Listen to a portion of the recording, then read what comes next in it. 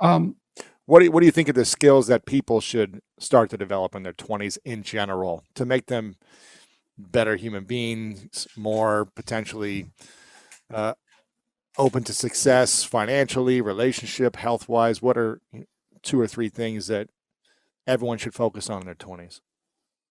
well, it certainly doesn't hurt to be in good physical condition. So we can walk through it. Stop drinking too much. How do you know if you're drinking too much? You regret what you do when you're drinking. It's interfering with other important goals. Mm-hmm. It's causing you financial distress. It's getting you in trouble with your friends or your family. It's getting you in trouble with the police. Okay, so stop abusing substances if you can, right? If you see that they're hurting you.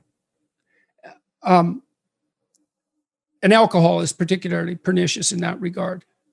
So, physical health. Are you in decent shape? Are you strong and coordinated? And if you're not, well, you'd be better if you were. Right. You'd feel better. You'd be more effective. You'd live longer. You'd be less sick. And you really see that mount up. Like if someone's been in shape once in their life, they age way better. And it's also a really good way of maintaining your cognitive ability. Like, you hear about those exercises that you can do online to make you smarter and keep your cognitive ability intact. Yep. Those don't work. There's no evidence that they work. People keep saying that they make you smarter, or they maintain your cognitive function.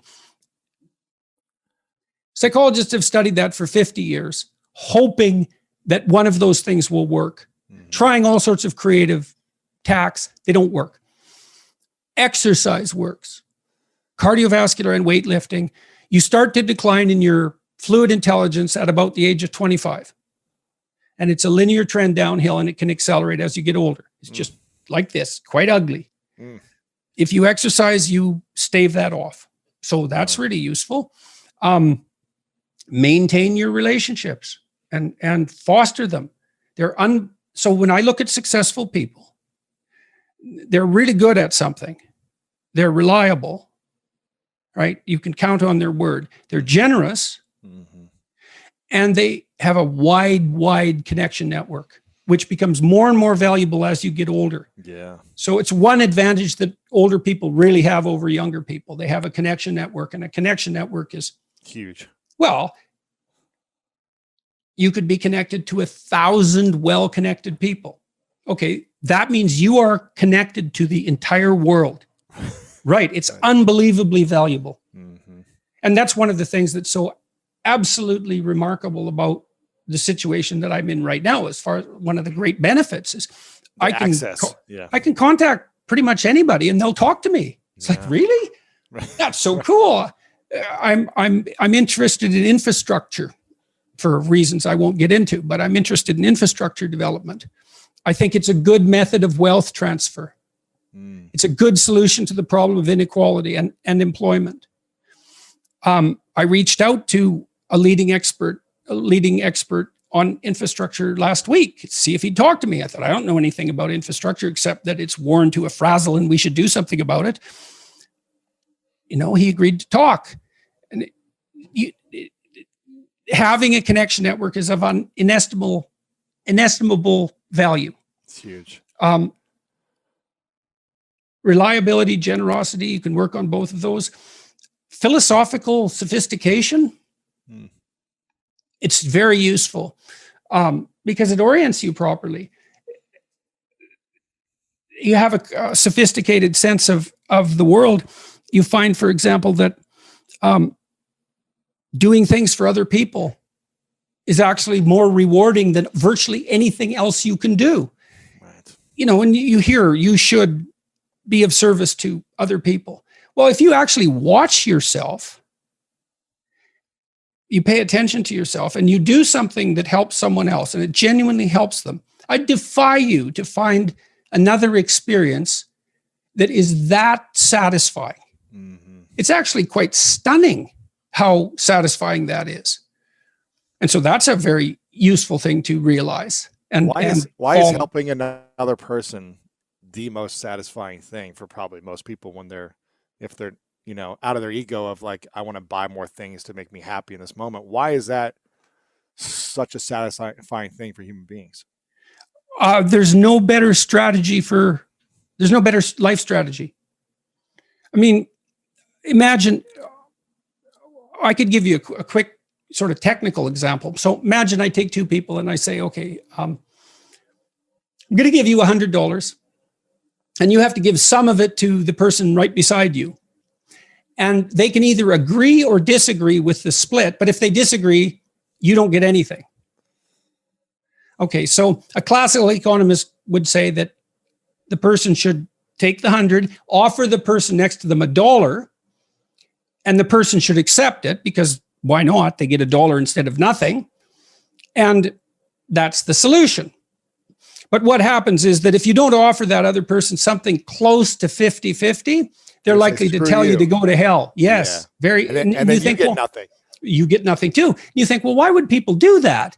Because they just reject $50 and who cares? And the answer is, well, we don't just play one game with other people. We play a repeating game. And so imagine we did this. So imagine it's a crowd and they're all watching you. And I offer you $100 and you have to share it with the person next to you. And you say, would you like to take $70? And the person says, well, I'm not sure that's fair to you, but if it's okay, yes.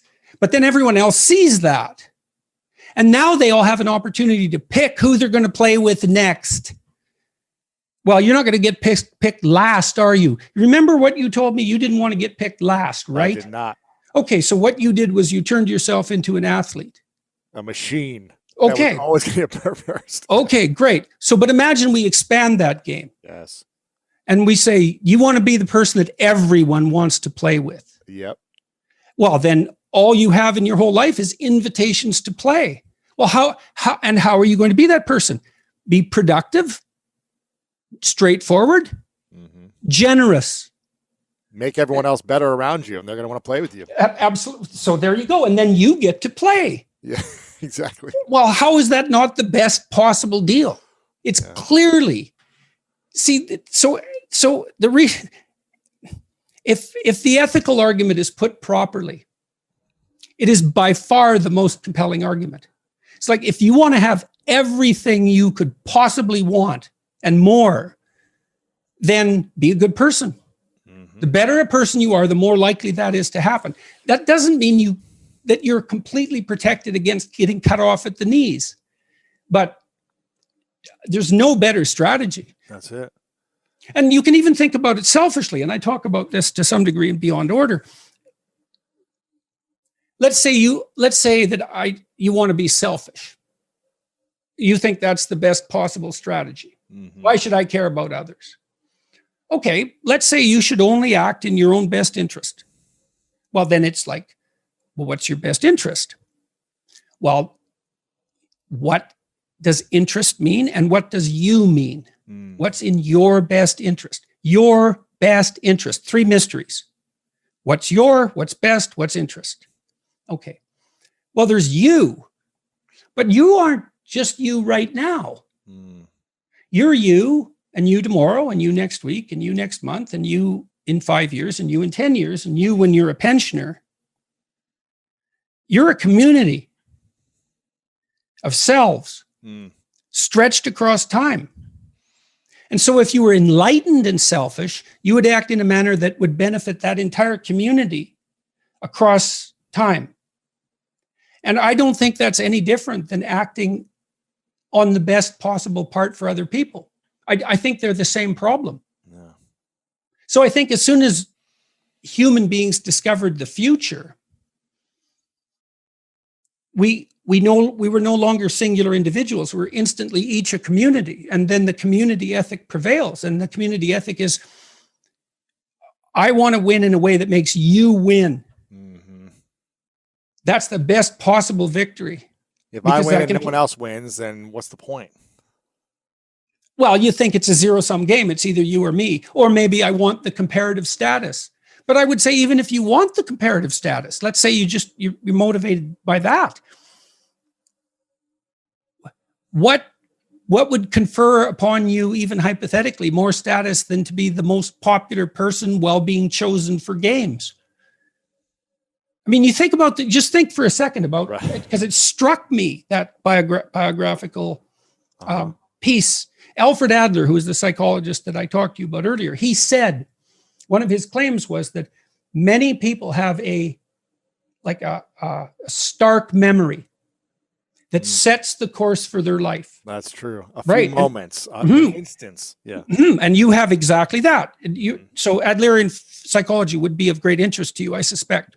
Interesting. But partly, you see, what happened was you had a true revelation.